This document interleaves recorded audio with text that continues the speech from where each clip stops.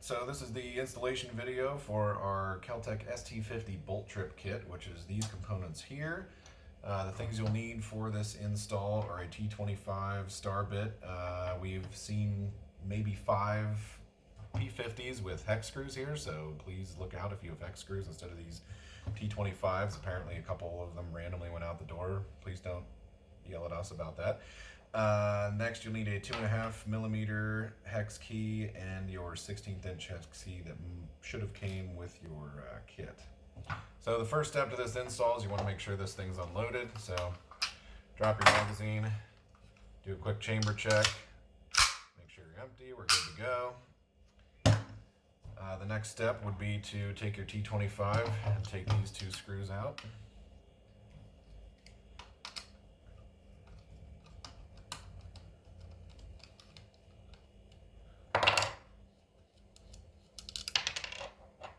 Set those aside.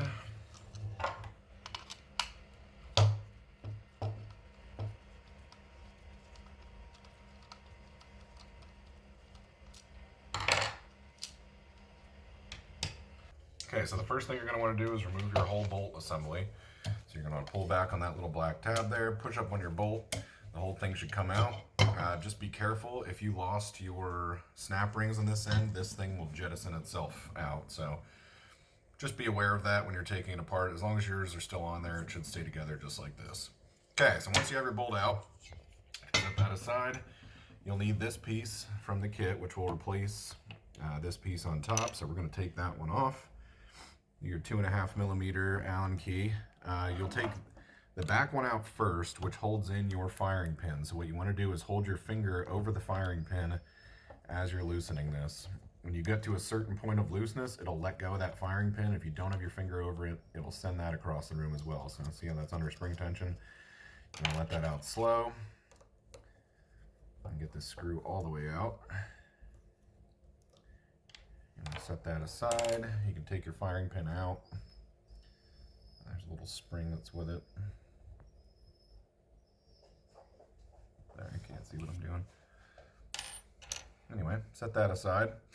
And then you have your front screw as well. Your front screw holds in your extractor here in the front. So that is also under spring tension. So you're going to want to make sure that you kind of hold down on this as you're taking this off. So break that loose.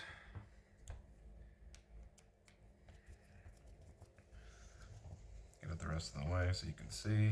I'm holding this down with my thumb as I'm taking this screw out as to not lose that spring. So you have a little shorter screw there, set that aside. And next, this thing should pop itself off, but you might have to wiggle it a little bit to get it off. Just be very careful, keep your hand around it so you don't lose your spring. You can see on the bottom side of this, you have this spring in this little pocket here with your extractor. Put your thumb over the spring, take the extractor out so the spring doesn't go flying. Set your extractor aside, use a little something like this vortex tool to get your spring out. There's your extractor spring. This gets put aside. When you have your stuff and things top plate, you have to install your extractor back in. It should have one hook side to the spring and one flat side. You want your flat side forward, so that fits in that little pocket like that. You can use your extractor, this little flat edge of it here goes against the spring, and you can kind of use that. You know, keep your thumb over it, put that flat side against it, and push it in until it goes in. This one might take a little finagling just to get it in there. It won't pop out of the back there. This part's kind of a pain, but it's not too bad. Try that again. Oop. Okay, so it's in there now, but I'm holding it with my thumb down. I'll just show you. See how that spring is under a ton of tension right there. So you're kind of going to hold that together. Then you need to put it back on the top of your bolt. So there's a little peg on this piece right there, you can see it, and there's a little hole in there, and that peg has to go in that hole. So you may have to kind of get the peg in the hole first and then push down and push the whole thing forward until it seats like that. And then you want to take the shorter of your 2 screws and put that back in. Notice how I'm still holding tension on this thing because those springs are under quite a bit of tension. You don't want that whole thing to fly out of there. So you'll tighten this back down. Please don't lose any of these springs. We don't have replacements. You'll have to call Caltech for that, and I don't want anybody to have to go through that. So tighten that front one. Now it's good and held on there. The other component you'll get in your kit is the actual trip bar for the bolt itself. So this will slide under the back like so. It'll line up with that hole. And then you use the longer of the two screws to put it back in there. Now, before you put that in, you have to put your firing pin back in. So your spring goes over the tip like so. Slides in the back, and see there's a little cutout in the firing pin. That screw goes in that cutout, and that's what holds it in. So you just have to have your cutout that direction when you put it in. So you're gonna want to push that back in, make sure your plate's in, and then tighten down that back screw. When you get to a certain point, it'll grab the firing pin. You'll kind of feel it take the tension off. See, now it's in there, it's holding it. And then just tighten that down. And there you go. Now your bolt is complete, ready to go. You can put it back in your receiver. Like so, that fits in there. There you go. So now your bolt is reassembled. Set that aside, and you're going to want to move on to the lower next. Okay, so the next part is you want to take your lower, and you have a groove right here that is just below to the side, to the right and left of the hammer. You can kind of see it on both sides, that little groove right there, and that's what this piece of your kit will slide into. It goes this way, so these arms are forward. And you may need to clear out a little bit of material in this. We use like a little tiny flathead screwdriver if you need to, you know, scrape some material out. What you want is nice free movement of this thing. You don't want it dragging on there or tight in there. So what you want to do is get it around the trip bar. Now I have a Hoffman Super Safety installed in this, which is just standard dimension Super Safety. This trip kit will also work with FRTs. However, the FRT, because of the weight of the bolt, requires a very light, specific amount of trigger pressure to get it to run consistently. The Super Safeties just run, they just work a lot better with this setup, and I think it's because of the bolt weight. However, you want to make sure you get your trip plate around the back of that, and then you can kind of bend one of the arms in because they're not connected in the front. So you just bent that in a little bit. And you see that range of movement there, how it's free moving in there pretty simply. That's the kind of movement you want. You don't want it tight. You don't want to have to like push it in. You kind of want it free, slopping around like that. So that's all there is with the lower. That's pretty standard. As far as the Super Safes and FRTs go, we do not sell any of that. You got to get that from whoever sells them. AS Designs makes great ones. We know they work. There are a million of these on the market. We can't confirm that all of these work, so please, for the love of God, don't send us emails and ask us, because we don't know. We have not tested every single one on the market. However, we know it works with standard Super Safety dimensions, so it should work with all of them. I can't guarantee you're not going to have to finagle with it a little bit to get it to work, but that's the short and skinny of that, and that's all you need to do with the lower.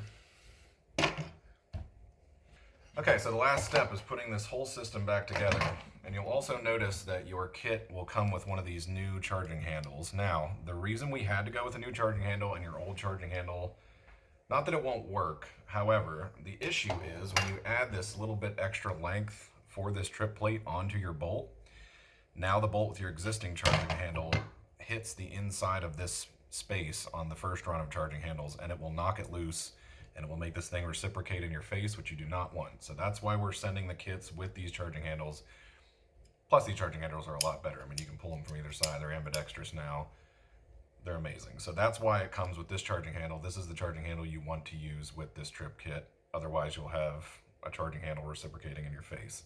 Anyway, so now when we go to the reverse of this, what you're going to want to do before you put the lower on, take your little 16th inch Allen key and just loosen this top plate up a little bit so it has a little room to move. Don't take them all the way out, just so they're loose. Right about like that. Nothing crazy, just so this plate has a little bit of wiggle room to it now. And I'll explain why later. So what you're going to want to do is slide this back on.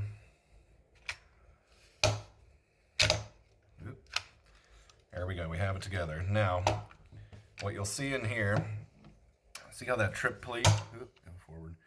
See how the trip plate that's in the lower is behind the one in the upper? it has to be the other way. So the bolt one has to be behind that to grab it and pull it forward.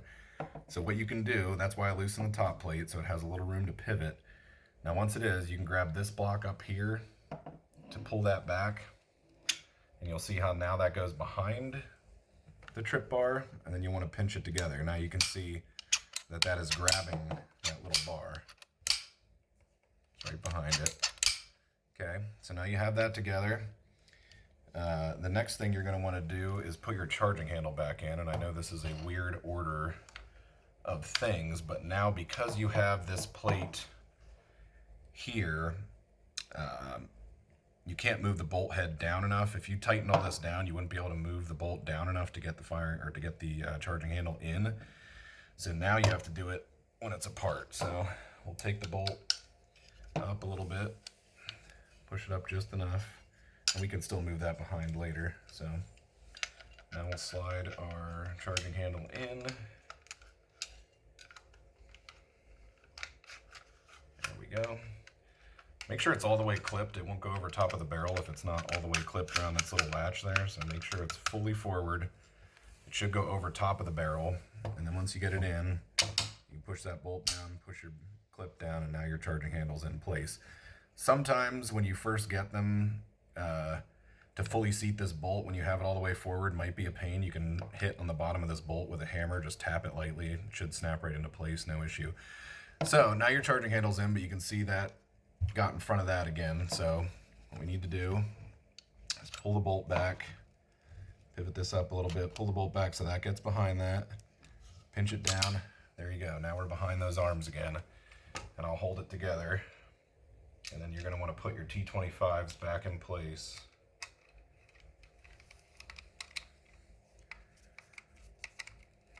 So there's one.